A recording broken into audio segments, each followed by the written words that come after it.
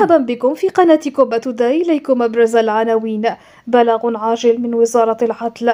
قبل ما نبداو في التفاصيل ما تنساوش من الفيديو واشتركوا في القناة باش يوصلكم دائما كل جديد.